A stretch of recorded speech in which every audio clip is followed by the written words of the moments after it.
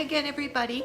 So we're going to continue on post-acute withdrawal series, and today we're going to be talking about anhedonia. So it's a funny long word, anhedonia. And anhedonia is the inability to feel pleasure. And this is a phenomena that can happen in the post-acute withdrawal phase. So it's very, so I just want to talk a little bit about it.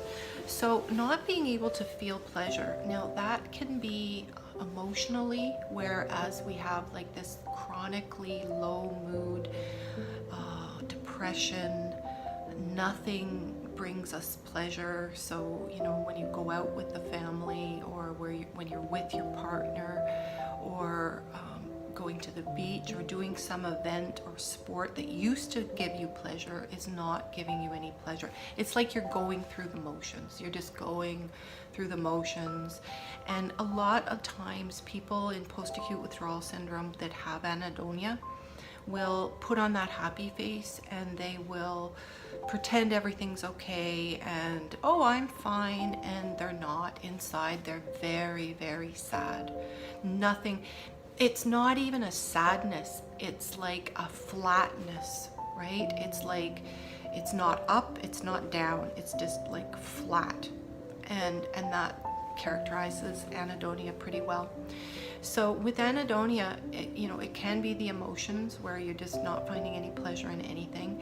It can also even have like a physical form to it when it comes out. So some people, like the senses are impaired.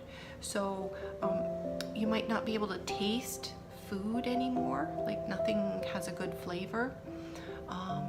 You might not be able to smell like the flowers or the aromas from the dinner or anything. So you can, and even your touch, like when people touch you, you might not feel pleasure, or you might not even feel like connection, right? It's all of these things kind of become impaired.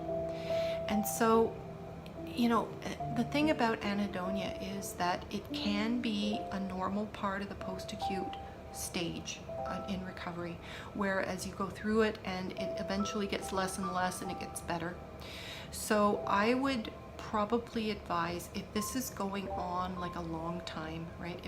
If it doesn't seem to be resolving, if you're just, maybe you're in like 9 months and you're still like not getting any pleasure out of anything, and you just feel like flat, I would really recommend seeing a doctor.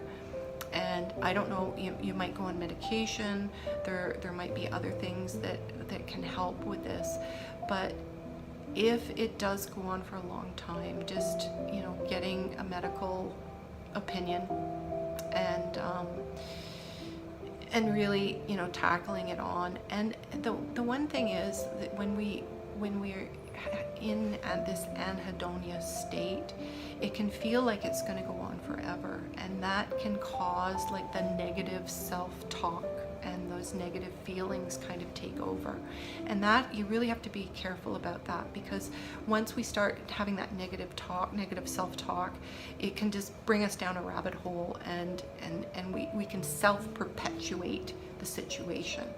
So it's really important to try to have an optimistic outlook. And some of the things that you can do for this is literally listening to positive affirmations. You can get them online, you can get them on YouTube, where you're just listening to positive self-talk, like positive things that are going into you don't even have to listen, like just have it playing where at night or in the morning, just have it listening, so that you're hearing this thing, and it's literally helping to program your brain in a more positive state. That's really, and being able to catch yourself, like if you are starting to go down that low self-talk, or nothing's ever going to get better, that kind of thing, being able to catch yourself and to stop it in its tracks, because it's not going to do you any good. Negative self-talk does not do anybody any good. It just causes worse stuff to happen. So really being able to stop it in its tracks, and sometimes we do it and we don't even know we're doing it. So being able to recognize it, right, is really, really, really important.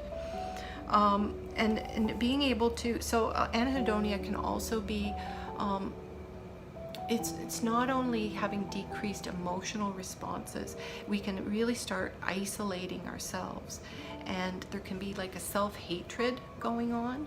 So being cognizant, like, is that happening to me? Am I really, and that can be perpetuated from the guilt and the shame from the active addiction, right? Just like feeling, you know, and sometimes 12-step stuff can be really, really beneficial in working through this guilt and shame and everything.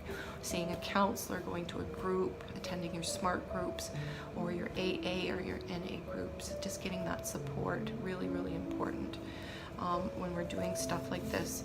So yeah, just being aware and being able to recognize that maybe you need some help.